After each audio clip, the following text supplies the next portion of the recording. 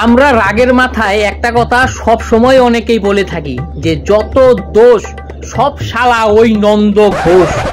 আর এই কথা বলার জন্যই আমার বাড়ির সামনে একটা ছেলে আছে, ওর নামও হচ্ছে নন্দ ঘোষ। ও শালা দোষ না করেই অনেক জায়গায় ফেসে যায়। এখন বলি তোমাদেরকে আসল ঘটনাটা। তো একদিন কি হয়েছে, একটা ছেলে আর একটা মেয়ে রাস্তায় মানে প্রচুর তামাম ঝগড়া করছে। তো সেই ঝগড়া থেকে একটা লোক বলছে যে তোমরা ঝগড়া করছো কেন? তো লোকের কথাটি শুনে মেয়েটি বলছে যে কাকু আমি ঝগড়া করিনি, দোষটা হচ্ছে ছেলেটার। আবার ছেলেটা বলছে কাকু আমি দোষ করিনি, দোষ হচ্ছে মেয়েটার। তো কেউই কারো দোষ স্বীকার করছে না।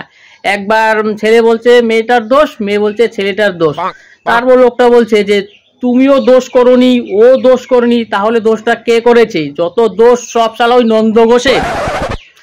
তো এখন হচ্ছে ওই সময় নন্দ ঘোষ বাড়ির সামনে দিয়ে দু টান বিড়ি মেরে যাচ্ছিল।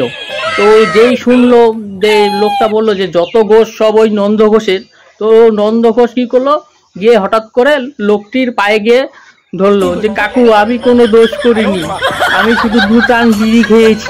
তারপর লোকটি বললো তোকে তো আমি কোনো কিছু বলিনি, দোষ তো করেছে ওরা। তারপর নন্দ ঘোষ বললো কেন তুমি যে বললে যত ঘোষ সব ওই নন্দ ঘোষের, আমার নামই তো হচ্ছে নন্দ ঘোষ।